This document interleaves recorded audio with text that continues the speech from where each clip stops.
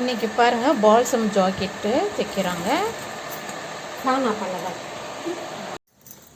இன்றைக்கி balsam neck பார்க்குறோம். அது எப்படி தைக்கிறாங்க பாருங்கள்.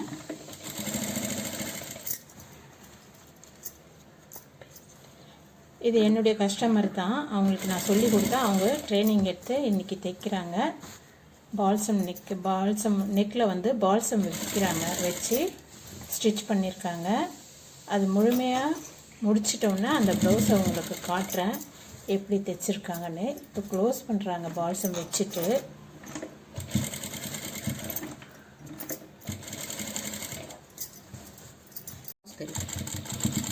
ஓகேங்களா, இந்த பால்ஸ் வச்சு தைச்சிருக்காங்க. இந்த ப்ளவுஸில் அப்படியே கடிக்க தைக்கணும், அப்படியே கார்னராக தைக்கணும். பால்ஸ் மட்டும் தனியாக தெரியணும். என்னோட கஸ்டமர் தான் அவங்க. கஸ்டமர் இல்லை, நான் சுசிலா டிசைனர் பேசுகிறேன். என்னுடைய ஸ்டூடெண்ட்டு ஒரு ப்ளவுஸு ரெடி பண்ணுறத பார்க்க போகிறீங்க. பாருங்கள், பால்சம் நெக்குக்கு வந்து பால்சம் வச்சு தைக்கிறாங்க. எப்படி தைக்கிறாங்கன்றத நீங்கள் பாருங்கள்.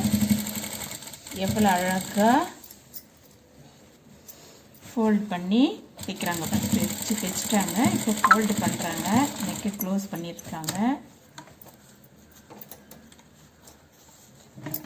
எல்லா ஃபினிஷிங்லாம் அழகாக இருந்தால் தான் கஸ்டமருங்களுக்கு ரொம்ப பிடிக்கும்.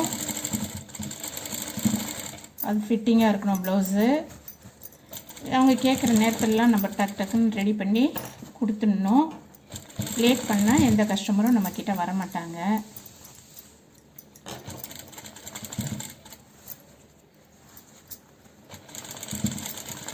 என்ன அழகாக தைக்கிறாங்க பாருங்கள்.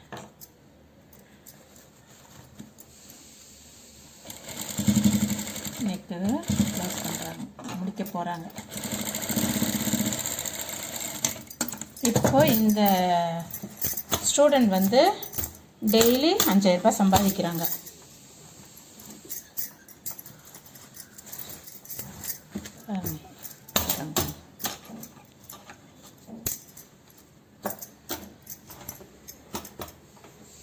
ரவுண்ட் நெக்கில் அழகாக பால்சம் கொடுத்துட்டாங்க. என்ன அழகாக கொடுத்துருக்காங்க பார்த்தீங்களா?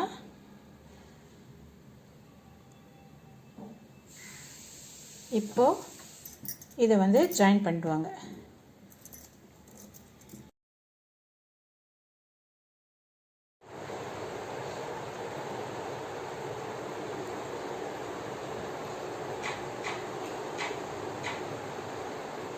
இது நல்லா படிச்சு தெரியும். ஃபோன் ஆச்சு.